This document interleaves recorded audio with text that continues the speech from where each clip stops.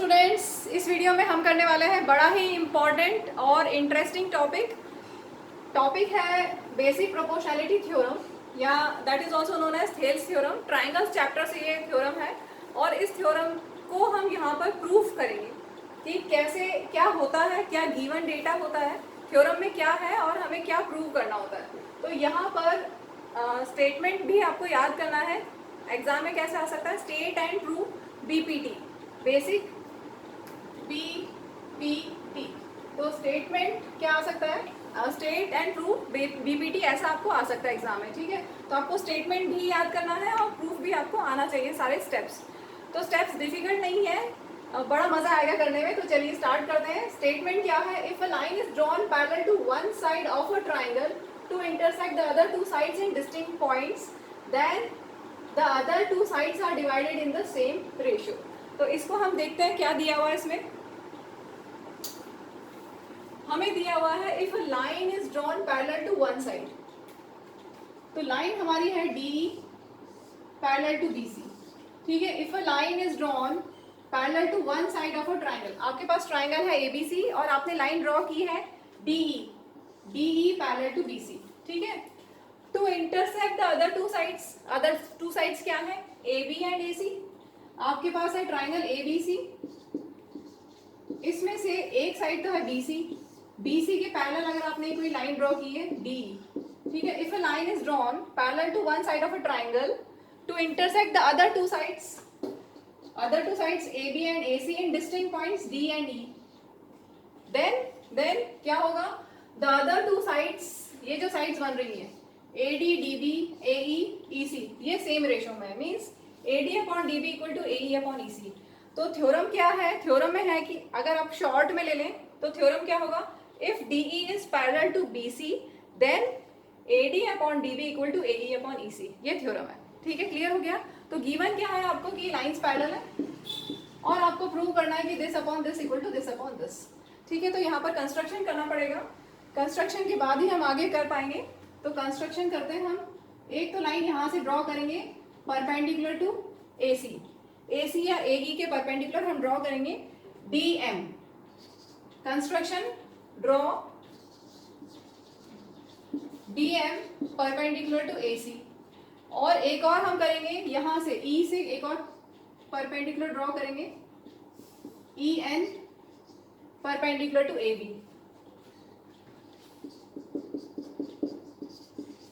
ठीक है, अब हम प्रूफ स्टार्ट करते हैं। ध्यान से देखिएगा, बहुत ध्यान से। एक और कंस्ट्रक्शन में आएगा जॉइन DE एंड CD, इनको भी हमें ज्वाइन करना है BE और DE को। ये पूरा कंस्ट्रक्शन है। ठीक है, तो चलिए अब करते हैं हम। एरिया ऑफ ट्राइंगल ADE हम कैसे निकाल सकते हैं, ध्यान से देखिएगा। Area of triangle ADE, area of triangle क्या होता है, half into base into height. ठीक है, area of triangle is half into base into height. तो अब देखिए, अगर हम बेस ABC आपके पास ट्राइंगल है, DE हमने एक लाइन ली पैरेलल टू BC, अगर हम ADE ट्राइंगल का एरिया निकालते हैं तो half into base into height. अगर हम बेस ये लेंगे तो हाइट ये होगी, ध्यान से देखो। ADE ट्राइंगल में अगर ये बेस है AE तो हाइट क्या है DM। क्लियर हुआ, हाफ इंटू बेस अगर AE है तो उसके ऊपर हाइट है DM। ठीक है, एक बार और हम लिखेंगे एरिया ऑफ ट्राइंगल। अच्छा, एक काम और करते हैं, ADE आपने निकाल दिया, अब सेम ध्यान से देखो, एक ट्राइंगल और बन रहा है यहाँ पर DCE, मैं यहाँ पर बना रही हूँ, चलो इसी में लेते हैं ये वाला ट्राइंगल DEC ट्राइंगल में अगर बेस आप EC लेते हो, ध्यान से सुनिए, अगर बेस आप EC लेते हो तो हाइट क्या होगी, DE और ये ऐसा है C। ठीक है, DEC ट्राइंगल में अगर बेस ये है तो हाइट इस पे बाहर है, एक्सटर्नल एल्टीट्यूड है। होता है ना कभी कभी एक्सटर्नल एल्टीट्यूड, नीचे का दिख नहीं रहा है, मैं एक बार फिर से बनाती हूँ। DE साइड आपके पास है DE, ठीक है, और ये ऐसा फिगर है C, DEC। ठीक है, उस पर एल्टीट्यूड क्या है, बाहर है, ध्यान से देखो, बाहर है एल्टीट्यूड, होता है ऐसा, ऐसा पॉसिबल है? अगर आप चलो ऐसा देखो, अगर ये एक ट्राइंगल है, इसके ऊपर एल्टीट्यूड कहाँ आएगा? अगर हम इस वर्टेक्स से इस बेस के ऊपर एल्टीट्यूड बनाएंगे तो कहाँ आएगा? बाहर आएगा, एक्सटर्नल एल्टीट्यूड। ठीक है, इस ट्राइंगल पे कैसा है? ऑब्ट्यूज एंगल ट्राइंगल, एक एंगल ऑब्ट्यूज है, 90 डिग्री से बड़ा है। अगर ऑब्ट्यूज एंगल ट्राइंगल होता है तो उस यहाँ पर अगर ये बेस लिया तो उसके ऊपर एल्टीट्यूड बाहर आता है। तो सेम वैसे यहाँ पर ध्यान से देखो, ये बेस अगर आप लेते हो, ईसी बेस लेते हो, तो इसके ऊपर बेस के ऊपर एल्टीट्यूड बाहर आएगा, डीएम। ठीक है, तो वही हमने लिखा है, वही हम लिखने वाले हैं। Triangle DEC, area of triangle DEC. DEC में बेस हमने क्या लिया है? बेस ईसी लिया है। ईसी बेस के ऊपर एल्टीट्यूड क्या है? बाहर, एक्सटर्नल एल्टीट्यूड है, DM, half into base into height. Clear हुआ?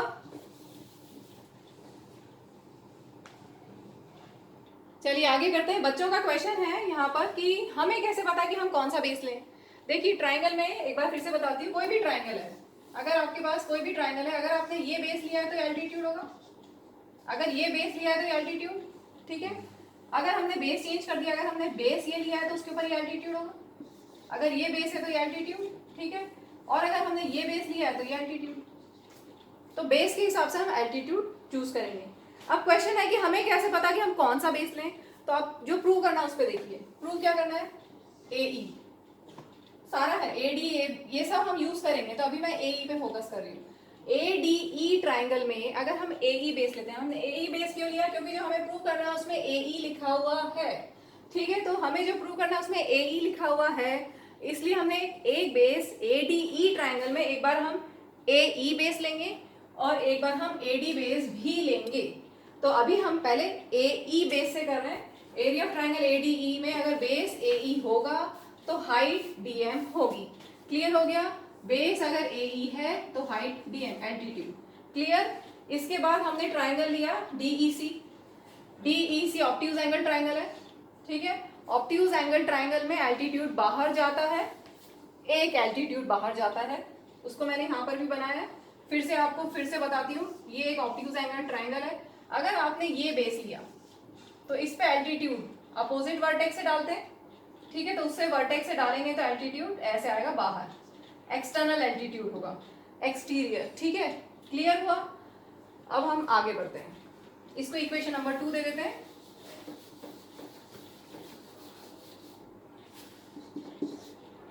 अब एक बार फिर से एडीई ट्राइंगल का भी हम एरिया निकालेंगे बेस चेंज करके। Area of triangle ADE, ADE में अगर बेस आप एडी लोगे तो क्या होगा? ध्यान से देखिए, अगर बेस हमने एडी लिया है, बेस अगर आपने एडी लिया है तो ये एल्टीट्यूड होगा जो हमने बनाया हुआ है EN।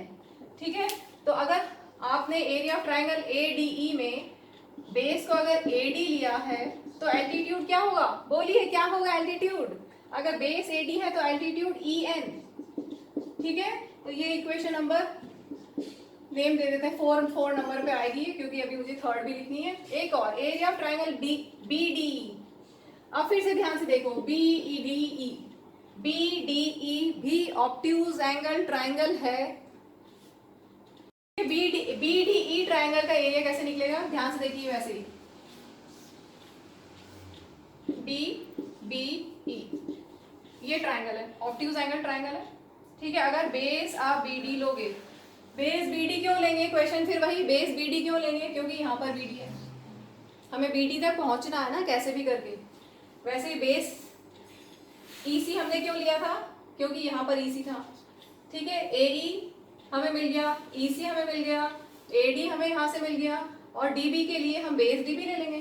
तो अगर बेस DB लेते हैं तो एल्टीट्यूड क्या होगा? यहाँ से डालना एल्टीट्यूड इस ट्राइंगल पे, तो ये एल्टीट्यूड हो गया EN। क्लियर? तो बेस BD पे एल्टीट्यूड कितना है? EN। तो क्या लिखेंगे? Half into base is BD and altitude is EN। This is equation number 3। तो मुझे लगता है क्लियर हो गया होगा। एक बार और यहाँ पे देख लीजिए, सपोज आपके पास ट्राइंगल है PQR और एक ट्राइंगल है XYZ। ठीक है, PQR ट्राइंगल पे अगर बेस QR लोगे तो एल्टीट्यूड ये होगा। ये क्लियर? अब सेम वैसे ही हमने एक्स वाई जेड ट्राइंगल लिया, अगर बेस वाई जेड है तो एल्टीट्यूड कहाँ जाएगा? इस वर्टेक्स एल्टीट्यूड बनाना है तो बाहर ही आएगा ना, एक्सटर्नल एल्टीट्यूड बनेगा ना। सेम वैसे ही यहाँ पर दो ट्राइंगल्स है जहाँ पर एक्सटर्नल एल्टीट्यूड बन रहा है। कौन से? एक तो DEC ट्राइंगल में DM एक्सटर्नल एल्टीट्यूड है, सेम वैसे ही यहाँ पर BDE ट्राइंगल में BD बेस के ऊपर एल्टीट्यूड EN एक्सटर्नल एल्टीट्यूड होगा।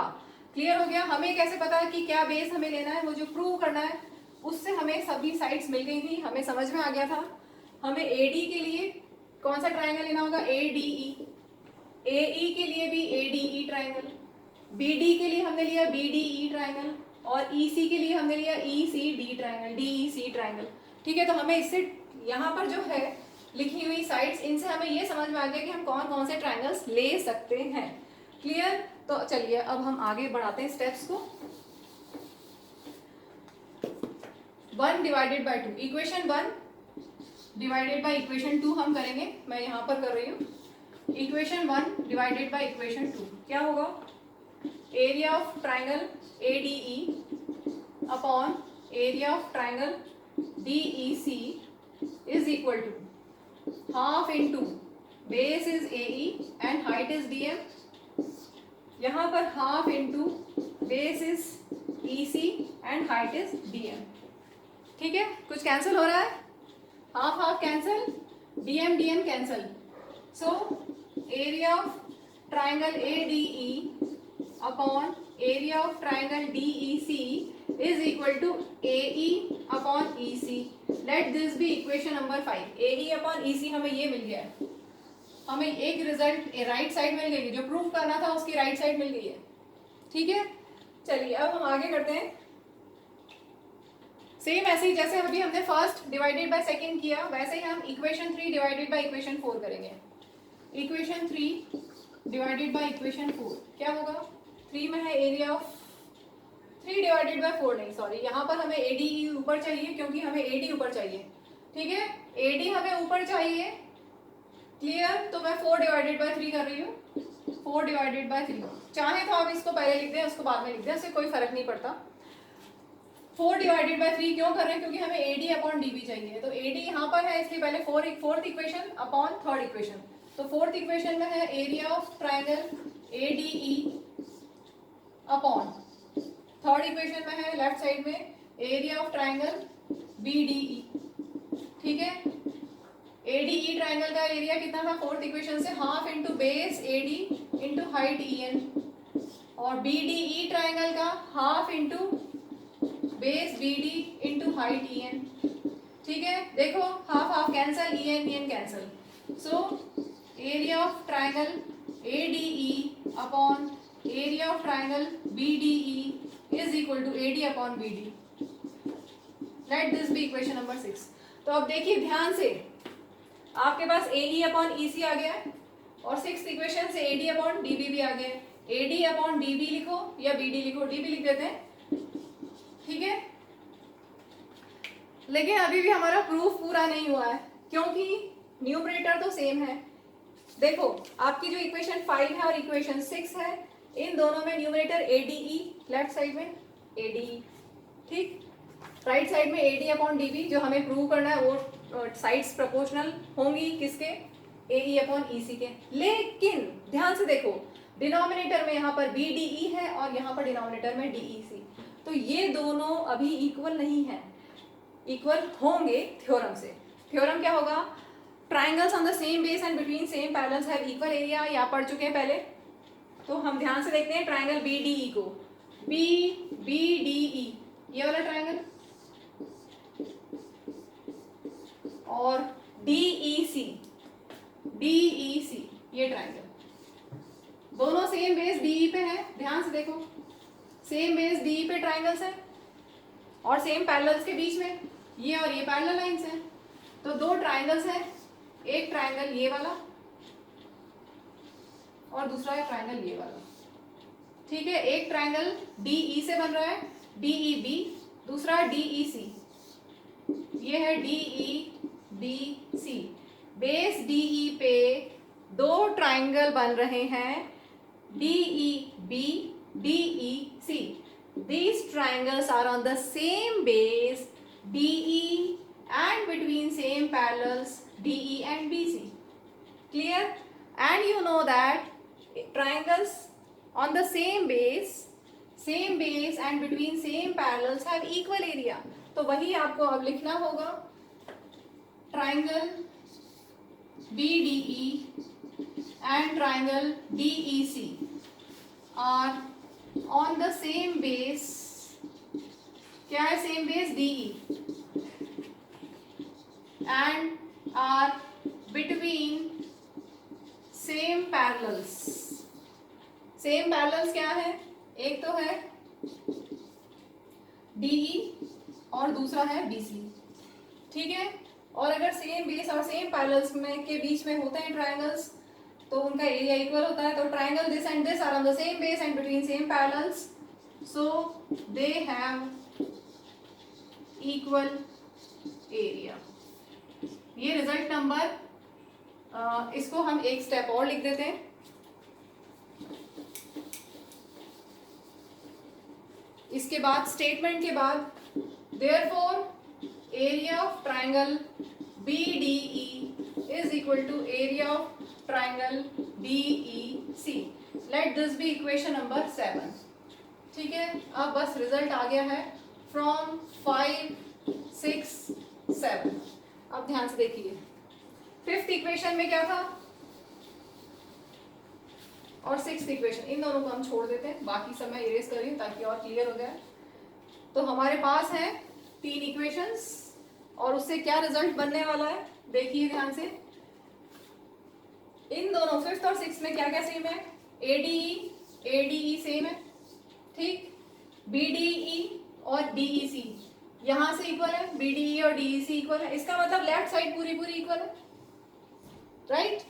पूरी लेफ्ट साइड इसकी फिफ्थ इक्वेशन की लेफ्ट साइड और सिक्स्थ इक्वेशन की लेफ्ट साइड पूरी इक्वल है. अगर लेफ्ट साइड दो इक्वेशंस की इक्वल है तो दोनों की राइट साइड भी इक्वल होंगी. ठीक है, तो फ्रॉम 5, 6, 7 क्या मिला? इसकी right side AE upon EC और इस इक्वेशन की right side AD upon DB. यही हमें प्रूव करना था, हेंस प्रूव. चलिए, अब आपको याद रहेगा इस थ्योरम में हमें क्या करना है. 4 ट्राइंगल्स का एरिया निकालना है. ADE ट्राइंगल का एरिया 2 बार लिखेंगे, एक बार एक बेस AE लेके और बेस AD, दूसरी बार बेस AD लेके. ठीक है, 2 हो गए. इसके अलावा दूसरे कौन से ट्राइंगल्स लेने हैं? BDE और CDE. इन दोनों ट्राइंगल्स को और लेना है और फिर सॉल्व करते जाना है जैसे स्टेप्स बताए हैं वैसे. ठीक है, तो ये प्रूफ पूरा हो गया है, लेकिन अब मैं इसका और बहुत ही इंपॉर्टेंट पॉइंट बताने वाली हूँ जो हम नेक्स्ट एक्सरसाइज में यूज करेंगे. तो ध्यान से देखिए.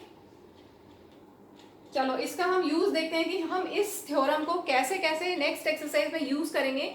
तो मैं यहाँ पर बहुत ही इंपॉर्टेंट जो मैं बताने वाली हूँ चीज ध्यान से देखो. हमारे पास रिजल्ट है AD upon DB equal to AE upon EC.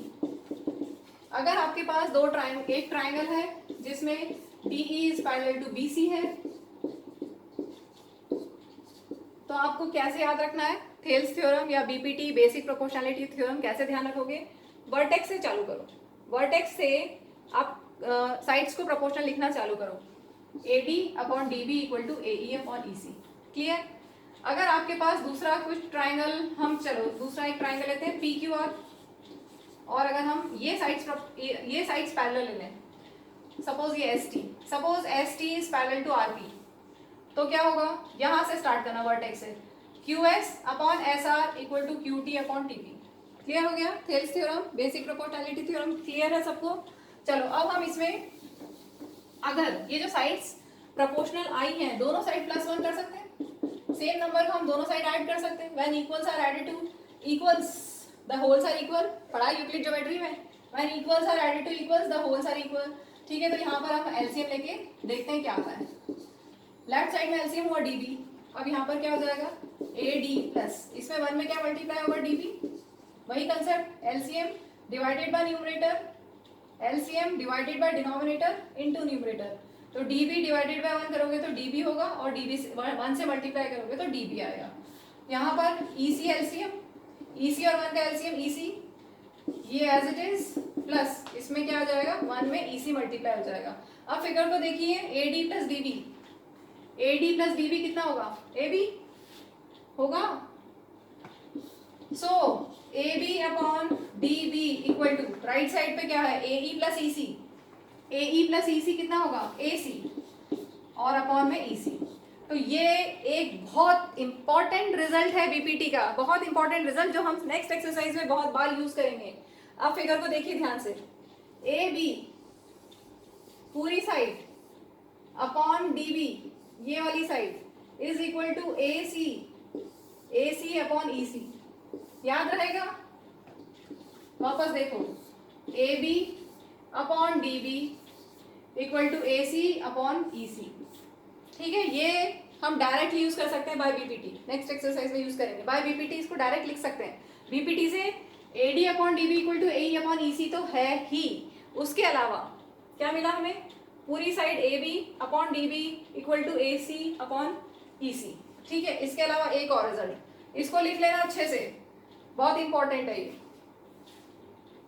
चलो हम एक एग्जांपल लेते हैं, PQR ट्राइंगल हमने लिया और ST is parallel to QR। तो क्या क्या पॉसिबिलिटीज है, बीपीटी से डायरेक्टली हमें मिला PS upon SQ equal to PT upon TR, clear सबको।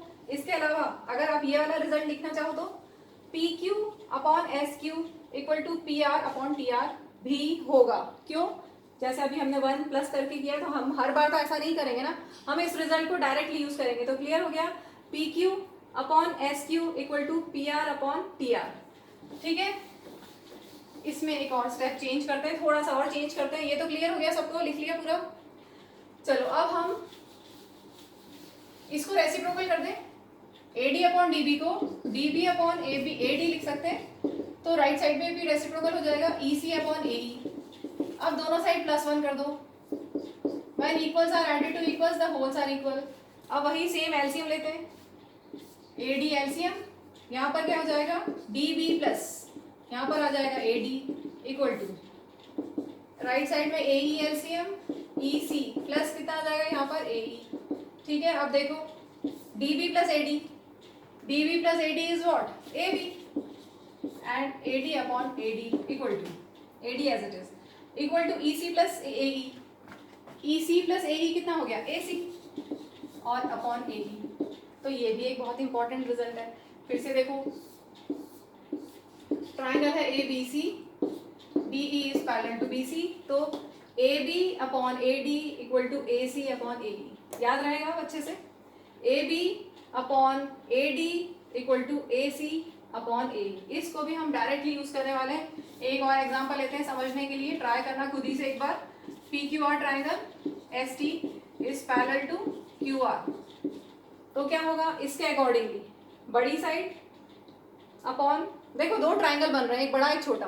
बड़ा ट्राइंगल क्या है, PQR, छोटा ट्राइंगल क्या है, PST, ठीक है। तो बड़े वाले ट्राइंगल की साइड PQ अपॉन छोटे वाले ट्राइंगल की साइड PS इक्वल टू बड़े वाले ट्राइंगल की साइड PR अपॉन छोटे वाले ट्राइंगल की साइड PT। हम ऐसा भी लिख सकते हैं। सेम ऐसे यहाँ पर इस ट्राइंगल, दो ट्राइंगल है इस फिगर में, एक बड़ा ट्राइंगल ABC और एक छोटा ट्राइंगल ADE। बड़े वाले ट्राइंगल की साइड AB अपॉन छोटे वाले ट्राइंगल की साइड AD इक्वल टू बड़े वाले ट्राइंगल की साइड AC अपॉन छोटे वाले ट्राइंगल की साइड AD। क्लियर हो गया। तो इस तरह से हम बीपीटी को 3 फॉर्म में यूज कर सकते हैं। और इस वीडियो को हम यहीं पे एंड करते हैं। एक्सरसाइज 6.2 में मिलेंगे फिर। बाय।